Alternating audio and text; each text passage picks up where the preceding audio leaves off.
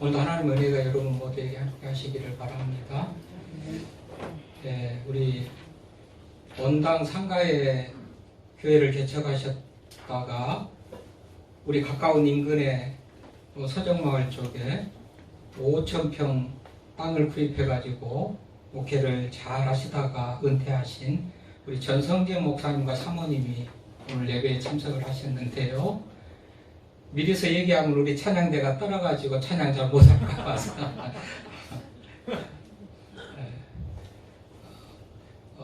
목회를 잘 하시다가 은퇴하신 선배님이라서 저도 좀 부담스럽습니다만은, 근데 목사님이 시찰장 할 때 제가 서기를 해가지고 또 1년 내내 많이 붙어있는 시간이 많아가지고 좀 편하기는 합니다. 어쨌든 오늘도 하나님 은혜가 여러분 모두에게 함께 하시기를 바랍니다. 우리 박정래 권사님 본일로 또 날씨가 추워서 일부에 한 10명 넣으셔서 예배드렸나요? 그러다 보니까 또 2부에는 좀 자리가 허전하네요. 우리 대림절 셋째 주일이거든요. 말씀드렸듯이 대림절은 예수 그리스도의 오심을 기다리는 절기라고 그랬죠. 구약시대에는 오실 예수님, 그 예수님을 기다렸고, 이제 예수님 오신 이후에 2000년의 시간 속에서 저희들은 이제 아기 예수님 오신 예수님도 기다리지만 다시 오실 예수님을 기다리는 이중적인 그 기다림의 시간 속에서 우리들이 살아간다, 이렇게 말합니다.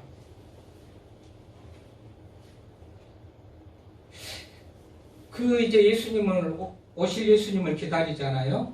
약속 오시겠다고 약속해서 우리가 기다리는데 어떤 준비된 마음을 가지고 그분을 기다리고 만나야 될 거 아니겠어요? 그래서 오늘 본문은 세례 요한의 삶이라든지 그의 말씀을 통해서 우리가 예수님을 기다리는 우리가 어떤 자세로 기다려야 될 것인가를 잘 설명해 주고 있어요.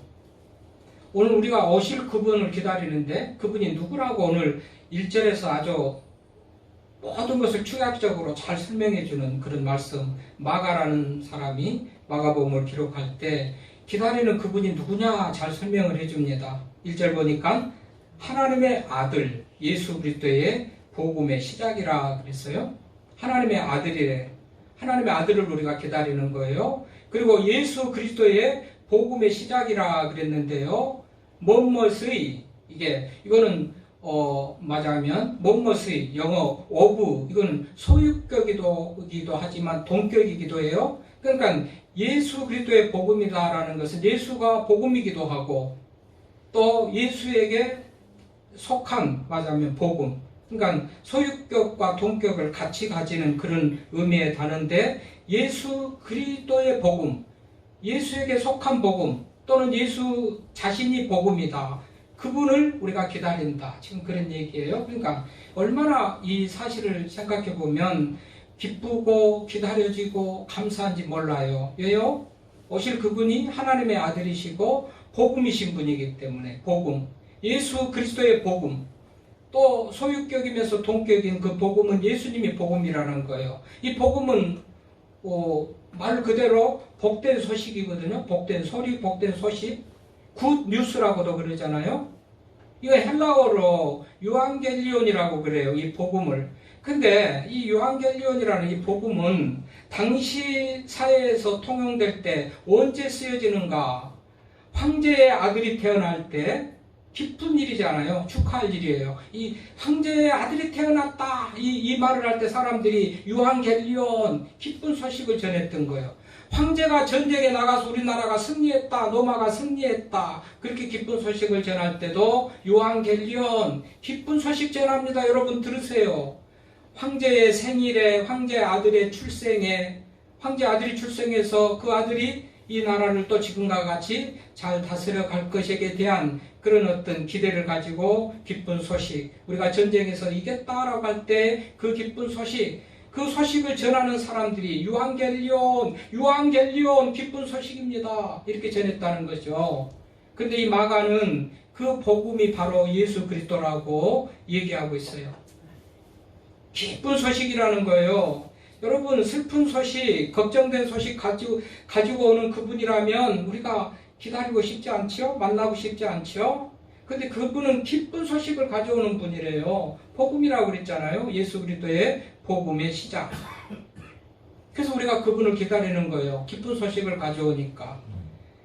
우리가 구원받기 이전에는, 예수 그리스도의 초림 이전에는 구원받는 그 기쁨을 가지고 또 기다렸다면, 재림을 기다리는 우리들은, 믿음 구원받는 이후에 우리들은 위로 주시고 상급 주시고 행한 대로 갚아주실 그 보응을 또 기다리면서 우리가 예수님을 기다리는 거잖아요. 그러니 어떻든지 예수님을 만남, 예수님의 오심은 믿는 자들에게 기쁜 소식이요, 믿지 않는 자들에게 구약시대에는 구원을 이루러 오실 그분이기 때문에 기다려지고 기쁜 소식이 되었던 거고요. 하여튼 마가는 그분이 하나님의 아들이고 예수 그리스도의 복음이라 이렇게 말합니다. 그러면서 그 길을 준비하시는 분이 오신다고 이렇게 2절부터 3절, 4절 그렇게 말하고 있죠. 그분이 이 구약에서부터 예수님이 오실 때 먼저 그 길을 예비한 자가 있다. 하나님의 광야에서 외치는 자의 소리로, 하나님의 일꾼으로 이 오실 예수님의 길을 예비하는 자가 있을 것이라 그랬는데, 그분이 세례 요한이라고 지금 얘기하고 그분이 그 길을 준비시키는 거예요. 믿는 자들에게 그 길을 준비시키는 거예요. 그래서 이 세례 요한, 곧 이사야에 예언된 그 사람, 우리 2절은 이사야의 글에 그랬잖아요. 이사야에 예언된 그 사람 세례자 요한. 3절에 보면 이거는 말라기 3장에 예언된 그 사람, 이 사람이 역시 세례 요한입니다. 그래서 세례자 요한, 그가 와서 주의 길을 준비하라, 그의 오실 길을 곱게 하라, 기록된 것과 같이 지금 세례 요한이 예수님 맞을 준비를 시킨다 그 말이에요. 근데 중요한 것은 이제 우리들의 행동이 필요한 것인데, 4절에 보니까 그 세례자 요한, 예수님의 길을 준비시키고 오셔서 예수님 맞을 준비를 밭가리를 하고 토양을 만들어가는 그 세례자 요한이 하는 말이 뭐입니까? 4절에 보니까 세례 요한이 광야에 이르러 죄 사함을 받게 하는 회개의 세례를 전파하니, 결국은 예수님을 맞을 준비하고 예수님을 기다리는 우리들에게 죄 사함을 받게 하는 회개가 필요하다, 그 말을 하는 거예요. 그래서 회개하라, 천국에 가까웠다, 세례 요한이 하는 말 제1성이 회개를 선포하는 거죠. 회개. 그러므로 여러분, 예수 그리스도를 만나고 준비하는 기간 동안 우리들이 할 것은 죄의 어떤 모습을 버리고 회개하는 그것이 필요하다고 성경이 오늘 마가를 통해서 우리들에게 가르쳐주고 있는 것이죠. 그래서 회개의 세례를 전파하니, 그러니까 온 유대 사람, 예루살렘 사람 다 나와서 죄를 자복하고 요단강에서 세례를 받았다. 5절에 그렇게 기록하고 있죠. 그러니까 세례 요한을 통해서 회개하고 세례를 받은 것 같이 우리들도 회개를 하고 거룩하신 예수 그리스도 하나님의 아들을 만나는 그런 준비를 해야 되겠다라는 그런 말씀을 오늘 말씀 속에서 하나님 우리들에게 하시는 줄 믿습니다. 그래서 회개라는 회개라는 단어는 낙함, 이게 히브리어로는 대표적인 두 말이 있어요. 낙함, 또 휴브. 낙함이나 휴브는 다 가던 길을 돌이킨다 또는 후회한다 이런 뜻을 가져요. 내가 가는 길이 잘못됐구나 해서 돌이키는 거예요. 휴브. 이게 히브리어의 회개예요. 가던 길, 하나님을 떠나서 살던 길, 거기에서 돌이키는 거. 신약 헬라어 본문으로는 메타노이아라는 그런 단어인데 역시 돌이킨다, 돌아선다, 회개한다 그런 의미를 가져요. 어쨌든지 자, 그분을 만나려면 그분은 하나님의 아들이시고 우리 죄의 문제를 해결하기 위해서 십자가에 죽으셨는데 여전한 죄의 모습을 가지고 있다면 그분 만나기에 부끄럽을 거 아니겠어요? 부끄러운 모습이죠. 내가 너를 죄의 문제를 해결하려고 내가 십자가에서 죽고 너의 죄를 대신해서 내가 다 십자가에서 죽었는데, 너희들 죄 때문에 죽었는데 여전히 죄된 모습 가지고 있느냐, 이러실 거 아니겠어요? 그러니까 세례 요한을 통해서 죄의 문제를 먼저 해결받는 것이 필요하다. 그럼 죄는 근본적으로 어디서부터 시작되냐 하면, 여러분 죄는요, 아담이 최초에 죄를 지을 때요, 하나님이 금하신 선악과를 따먹고 죄를 짓는데, 이거는 하나님 중심이고 하나님 말씀을 생각하는 것보다 자기 중심, 자기 이기심에서 출발을 해요. 제가요, 뱀이, 사단이 그렇게 말하잖아요. 선악과를 먹으면서 눈이 밝아지고 하나님과 같이 될 것이다 라니까는 자기 중심에서 이게 죄가 시작을 해요. 그런 의미에서 회개한다는 것은 첫 번째, 내가 주인 되는 자리를 내려놓는 것. 하나님을 우리가 주님이라고 부르잖아요. 주님. 주인의 높임말로 주님이라고 부르는데, 주님? 그럼 나는 종이에요. 그런데 결정하는 거, 선택하는 거, 할 것, 말 것, 모든 것이 다 내 마음대로 결정하면 이건 자기 중심적인 거예요. 내가 주인인 거예요. 그래서 회개한다. 첫 번째 회개한다 할 때 이제는 좀 하나님 앞에 물어보고, 하나님 앞에 기도하면서 의논하고, 하나님 앞에 기도하면서 지혜를 구하고. 종은 주인이 시킨 대로 하잖아요. 근데 대부분 우리는 내가 주인이에요. 내 마음대로 해요. 이것을 회개해야 된다는 거예요. 하나님을 주인 자리에 돌려드리는 거, 이것이 회개의 첫 번째 어떤 우리가 해야 될 행동이에요. 우선 우리가 도덕적으로, 윤리적으로 뭐 간음하고 도덕질을 하고 사기를 치고 그런 죄가 아니고, 하나님을 주인의 자리에서 끌어내리고 내가 주인에 앉아있는 그것을 바꿔드리는 거, 이게 회개란 말이죠. 가던 길을 돌이킨다는 것도 하나님을 관역으로 해서, 목적으로 해서, 목표로 해서 가야 되는데 다른 길로 가는 것을 돌이켜서 하나님께로 향하는 거, 이것이 회개라는 단어가 가진 그런 의미이듯이, 우리가 이제 내가 주인 돼서 살아가는 것을 하나님을 주인으로, 주인의 자리에 앉혀드리는 거, 이게 회개라는 사실을 기억하시기를 바랍니다. 그런데 중요한 것은 뭐예요? 이렇게 회개를 선포했더니 온 유대지방, 이게 그냥 유대지방이 아니에요. 온 유대지방과 예루살렘 사람이 다 나아가, 또 온 사람이 다 나아가서 요단강에서 세례를 받다. 그러니까 전부가 말을 들으면서 회개하고 주님을 맞이할 준비, 새로운 출발의 어떤 그런 행동을 했다는 것을 우리가 알 수가 있잖아요. 그러므로 우리가 회개가 필요하다. 그런데요, 이후부터 세례 요한이 어떤 모습으로 사는가, 세례자 요한의 삶의 모습을 말하고 있는데, 그건 뭐지요?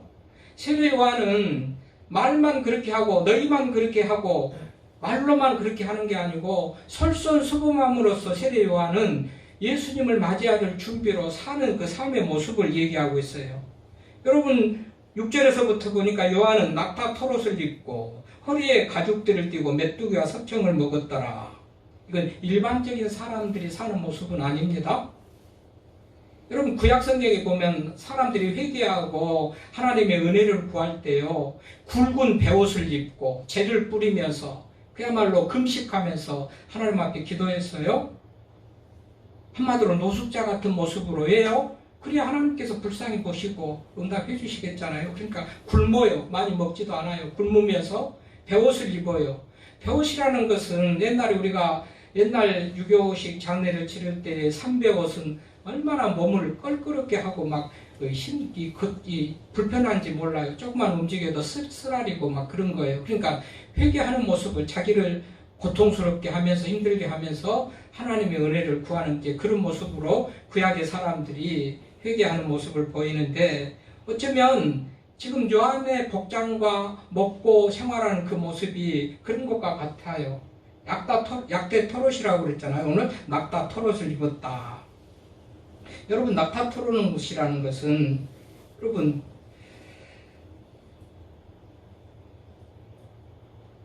세례 요한은 제사장의 가문의 아들이거든요.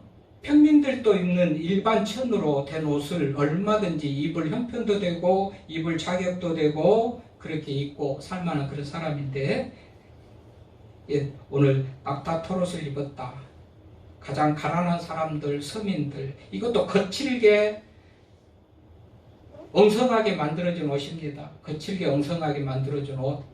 물론 낮에는 더위를 또 막아주고 밤에는 추위를 막아주는 일반 서민들의 일반 복장이 대부분, 들에서 양을 치고 들에서 목자로서 살아가는 그런 사람들의 옷이라고 그렇게 얘기를 하는데, 어쨌든지 이거는 하나님 앞에 죄인된 모습으로 내가 누릴 것이라든지 마음대로 먹고 싶은 거, 입고 싶은 것을 절제하면서 그야말로 최소한의 생활을, 내 수단과 방법을 가지고 살아가는 그런 모습이라고 할 수가 있어요.